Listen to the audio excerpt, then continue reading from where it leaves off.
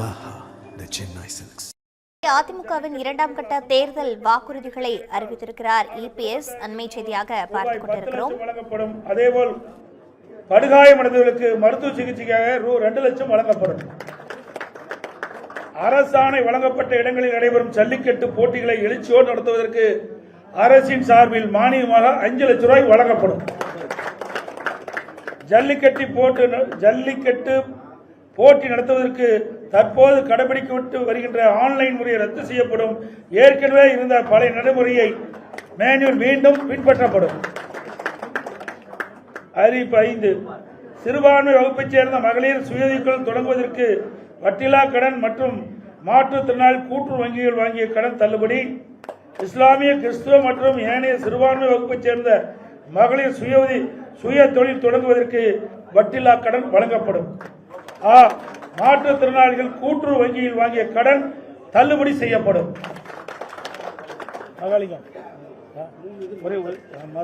கொடுக்க வேண்டாம் சொல்லிருங்க, கொடுத்துட போறாங்க. கொடுக்க வேண்டாம்டா தம்பி.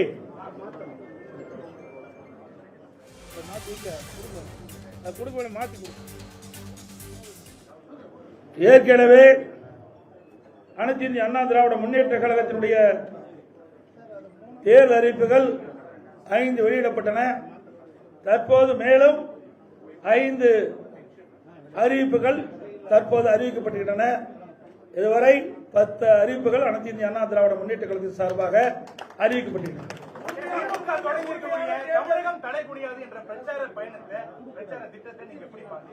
ஏற்கனவே தமிழகத்தில் தலை குனிஞ்சு போச்சு.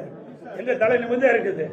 தலை தொங்கி போச்சு, நிமிர்ல தலை தொங்கி காட்சி அளித்துக் கொண்டிருக்கிறது. ஊடகத்திலும் பத்திரிகையிலும் பாருங்க, நாள்தோறும் செய்தி. பாலியல் வன்கொடுமை நடக்காத நாளே இல்லை. அண்மையில் வட மாநில தொழிலாளர்கள், அந்த குடும்பத்தைச் சேர்ந்தவர்கள், இன்றைக்கு 3 பேர், குழந்தை, ஒரு பெண், ஒரு ஆண், மற்ற 3 பேர் இறந்திருக்கிறாங்க. அதோட நந்தனம் அரசு கலைக்கல்லூரியில் அங்கே ஒரு கேண்டீன்ல வேலை செய்கிற ஒரு பெண்மணியை அங்க இருக்கின்ற கேண்டீன் முதலாளி மற்றவருடைய நண்பர்கள் பல பேர் பாலியல் வன்கொடுமை செஞ்சு இன்றைக்கு தமிழகம் ஒரு மோசமான நிலைக்கு தள்ளப்பட்டுகின்றது. இதைத்தான் நான் சொன்னேன். தலை நிமிர்ந்து இல்ல, தலை குனிஞ்சு போய் தொங்கி போயாச்சு.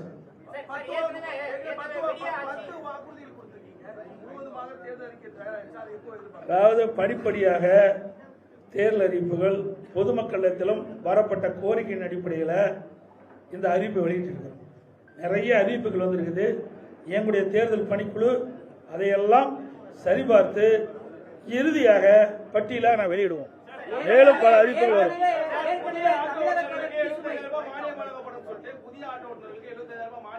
அது வரும், வருங்க. அதுல அறிவிப்புல எல்லாம் வரும், ஒவ்வொரு அறிவிப்பா வரும்.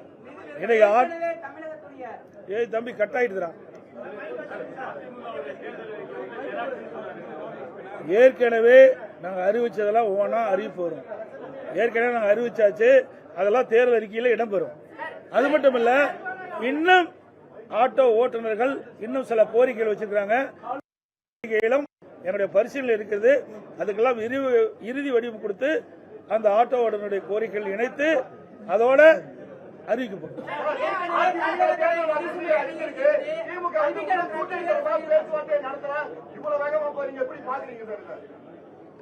இதே ஊடக நண்பர்கள், பத்திரிகை நண்பர்கள் எங்களை எல்லாம் எப்படி கிண்டலு கேள்வி சொன்னீங்க. இப்ப நீங்களே அந்த கேள்வி கேட்டீங்க. 2 மாதத்துக்கு முன்பு இதே திரு ஸ்டாலின் அவர்களும் அவருடைய கட்சியை சேர்ந்தவர்கள் எல்லாம் சில அறிவிப்புகளை வெளியிட்டாங்க. ஊடகத்திலையும் பத்திரிகையில் வந்தது. எடப்பாடி பழனிசாமி கடையை விரிச்சு வச்சுக்கிட்டு இருக்காரு, அங்க யாருமே கூட்டணிக்கு போகல அப்படின்னு சொல்லிட்டு இருந்த காலம் போய் இப்பொழுது அனைத்து இந்திய அண்ணா திராவிட முன்னேற்ற கழக தலைவரும் தேசிய ஜனநாயக கூட்டணியும் ஒரு பலம் வாய்ந்த கூட்டணியை அமைச்சாச்சு. எங்க கூட்டணியில இன்னைக்கு அதிமுக, பாரதிய ஜனதா, பாட்டாளி மக்கள் கட்சி மற்றும் டிடிவி அவர்களுடைய அம்மா மக்கள் முன்னேற்ற கழகம்லாம் இணைஞ்சிருக்குது. இன்னும் சில கட்சிகள் இணைய இருக்கின்றன. ஏற்கனவே தேசிய ஜனநாயக கூட்டணியில் பல கட்சிகள் இருக்கின்றது. இப்பொழுது தமிழகத்தில் கூட்டணி என்று சொன்னால் அனைத்து இந்திய அண்ணா திராவிட முன்னேற்ற கழக தலைமையில் அமைக்கப்பட்ட கூட்டணி தேசிய ஜனநாயக கூட்டணியோடு அங்கமைக்கின்ற எங்களுடைய கூட்டணி தான் பலம் வாய்ந்த கூட்டணி.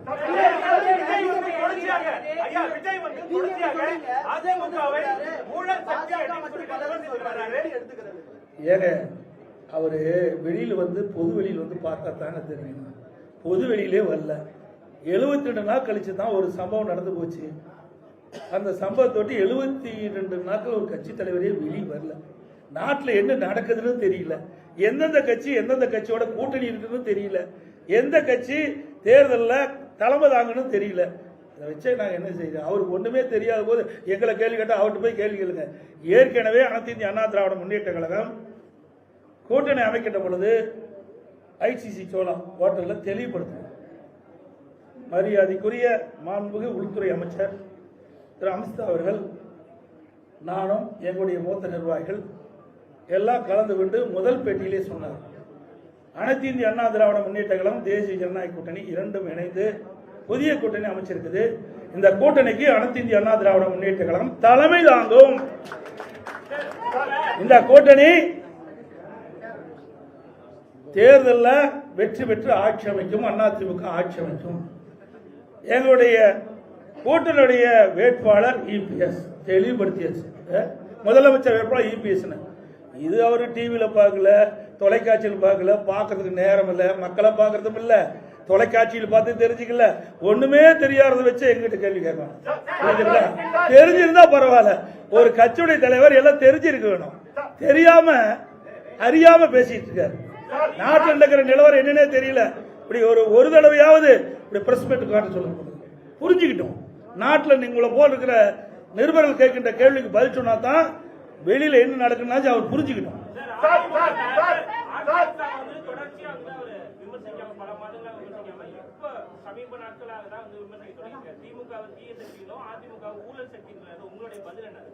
சார் ஊழல்னா என்னன்னு எனக்கு தெரியலையே.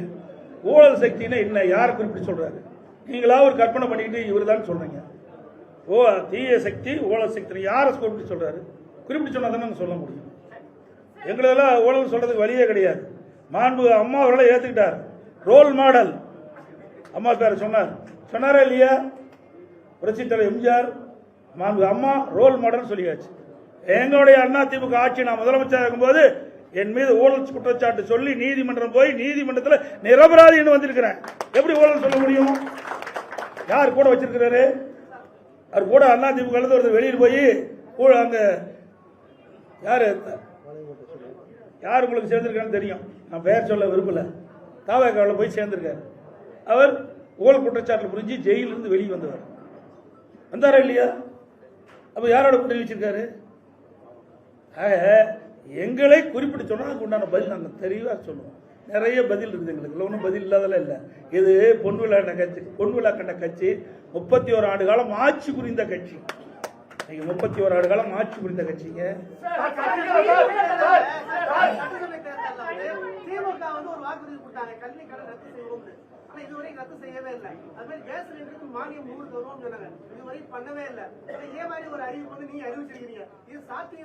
நாங்க சாத்தியமா இருக்கிற காரணத்துல தான் அறிவிக்கிறேங்க. இதை நீங்க கேட்கிற கேள்வி அங்க கேட்கணும். யாரும் கேட்கவே மாட்டேங்கிறீங்க. நானும் பல தடவை பாக்குறேன் தொலைக்காட்சியில் வரலாம். அவர் நடந்து போகும்போது முக்கியமான கேள்வி கேட்க மாட்டேங்கிறீங்க. அப்படியே ஏதோ சொல்லிக்கிளி கொடுத்து கேள்வி கேட்கறேன்னு எனக்கு தெரியல. ஆனா இந்த கேள்வி அங்க கேட்க வேணும். எங்களை பொறுத்த வரைக்கும் நான் கொடுக்கப்பட்ட வாக்குறுதி பெரும்பாலும் நிறைவேற்றி கொண்டு தான் அதில் எந்த மாறுபட்ட கருத்தும் கிடையாது. எங்களுடைய தலைவர்கள் ஏற்கனவே எங்களுடைய தலைவர்கள் இருந்தார்கள். புரியுதுங்களா? இன்னைக்கு மாண்பு அம்மா அவர்கள் இருந்தாங்க, புரட்சி தலைவர் எம்ஜிஆர் இருந்தாங்க. சொன்னது கொடுக்கப்பட்ட வாக்குறுதி செயல்படுத்தணும். மக்கள் நன்மை கிடைக்கக்கூடிய திட்டங்களையும் நாங்க அறிவிச்சாங்க.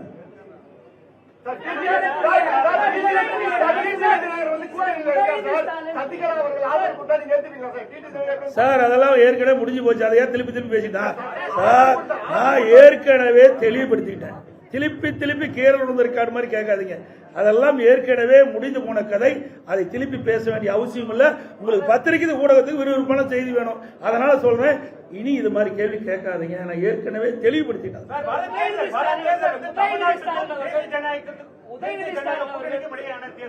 அதனால மக்கள் பார்த்து வாக்களிங்கன்னு சொல்லிட்டு முதலமைச்சர் சொல்லக்கூடிய அந்த பிரச்சாரத்தை நீங்க எப்படி பாக்குறீங்க? ஏற்கனவே நான் சொன்ன ஒரு பொம்மை முதலமைச்சர், திறமையற்ற முதலமைச்சர், ஒரு கட்சிக்கு தலைவராக இருக்கார் திமுக தலைவர். அதுவே ஒரு வேதனையான விஷயம் தான். நல்லா சிந்திச்சு பாருங்க, இது எந்த எலெக்ஷன் நடக்குது? இது தமிழ்நாட்டில் யார் ஆட்சிக்கு வரணும் யார் ஆட்சிக்கு வரக்கூடாதுன்னு நடக்கிற தேர்தல். புரிஞ்சுக்கிட்டீங்களா? ரெண்டாவது, எங்களுடைய கூட்டணிக்கு தெளிவுபடுத்தியாச்சு. திருப்பி சொல்றேன், எங்களுடைய கூட்டணி அதிமுக தான் கூட்டணிக்கு தலைமை தாங்கும். அதிமுக எங்களுடைய கூட்டணி வெற்றி பெற்று அதிமுக ஆட்சி அமைக்கும். இதுக்கு மேல என்ன வேணும்? தேசிய கூட்டணி எங்களை சொல்றதுக்கு எதுவுமே இல்லைங்க. எங்க மீது எந்த புகாரும் சொல்றதுக்கு ஸ்டாலின் கிட்ட சரக்கு இல்ல. அதனால வேற ஒருத்தர் பிடிச்சிட்டு சொல்லிட்டு இருக்காரு. இங்க ஆளுறது அதிமுக ஏற்கனவே முடிவு செய்யப்பட்டு விட்டது. எங்களை பத்தி சொல்லுங்க, நாங்க பதில் சொல்ல தயார். முடியலையே, இருந்தா தானே சொல்ல முடியும்.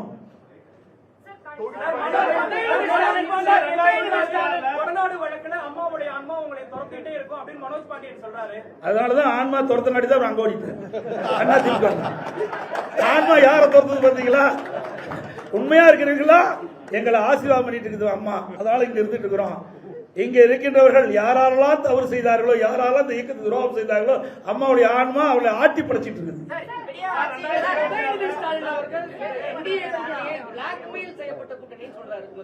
அவங்களுக்கு ஒரு வாய்ப்பு கொடுங்க. பிளாக்மெயில் என்ன பிளாக்மெயில்?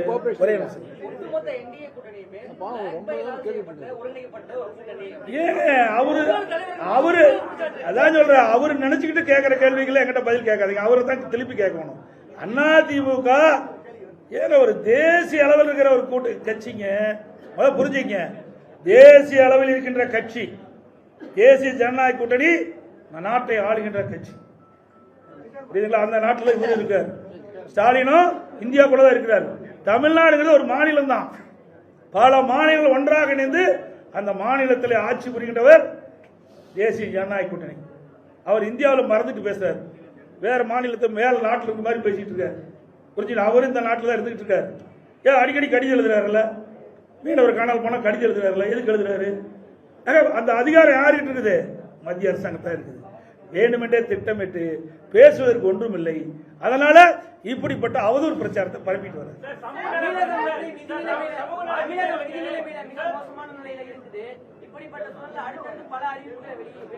ஏங்க நாங்க ₹1 வருமானம் இல்லாத போதே ஆட்சி செய்த கட்சிங்க அதிமுக கட்சி. கொரோனா காலத்தில் எங்களுக்கு என்ன வருமானம் வந்தது? ₹1 வருமானம் கிடையாது அரசாங்கத்துக்கு. அந்த காலகட்டத்தில் கூட வருவாய் இல்லாமலேயே ஆட்சி புரிந்த கட்சி அதிமுக கட்சி. அதனால வருவாய் பெருக்கி உயர்த்தி நாங்கள் அறிவிக்கின்ற திட்டங்களுக்கு தேவையான நிதிகளை உருவாக்குவோம். கொடுக்கப்பட்ட வாக்குறுதியை நிறைவேற்றி தருவோம். அதெல்லாம் பிறகு சொல்லுது சார், இன்னும் நாள் இருக்குது. இப்பவே சொல்லிட்டு என்ன 1 வருஷம் இருக்குல்ல, என்ன ஒரு 2 மாசம் இருக்குல்ல.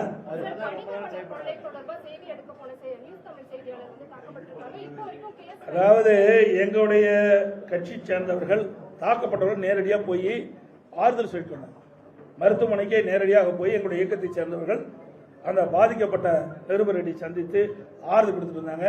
நாங்கள் தான் ஏற்கனவே வன்மையை கண்டிச்சுட்டு இருக்கிறீங்க. நீங்கள் ஊடக நபர்கள் பத்திரிகை நம்பர்லாம் அவர் தூக்கி பிடிச்சிட்டு இருக்கிறீங்க. அதனால தான் உங்களை அடிக்கிறாங்க. புரியுதா? தப்பா நினைக்க வேண்டாம், யாரும் தவறா நினைக்க வேண்டாம். அந்த கட்சி அப்படிப்பட்ட கட்சிங்க, திமுக கட்சி அப்படிப்பட்ட கட்சி. அதாவது உண்மை செய்தி வெளியிடுங்க, அன்போட வேட்டிங்க. உங்களுக்கு ஒரு பாதுகாப்பு கொடுக்கிற கட்சி அதிமுக கட்சிங்க. நீங்க திமுக கட்சிக்கு எப்பொழுது பார்த்தாலும் எங்களை பத்தி தான் குறை சொல்லிட்டு இருக்கிறீங்க. இருமுனா குறை சொல்றீங்க, துப்புனா குறை சொல்றீங்க. ஆனா திமுக பத்தி ஒரு குறையும் எந்த தொலைக்காட்சியிலும் வருவதில்லை, எந்த பத்திரிகையிலும் வருவதில்லை. அதனாலதான் அவங்க தைரியமா இப்படிப்பட்ட தாக்குதலுக்கு ஈடுபடுறாங்க. நீங்க உண்மை செய்தி வெளியிடுங்க, மக்களே உங்க பக்கம் இருப்பாங்க, உங்களுக்கு மக்களே முழு பாதுகாப்பு கொடுப்பாங்க. இருந்தாலும் அனைத்து இந்திய அண்ணா திராவிட முன்னேற்ற கழகத்தை பொறுத்த வரைக்கும் உங்களுடைய ஊடக நண்பர்களுக்கும் பத்திரிகை நண்பர்களுக்கும் நிருபர்களுக்கு எப்பொழுதும் பக்க பலமாக இருப்போம். அதில் எந்த மாற்று கருத்து கிடையாது. அனைவருக்கும் நன்றி, வணக்கம்.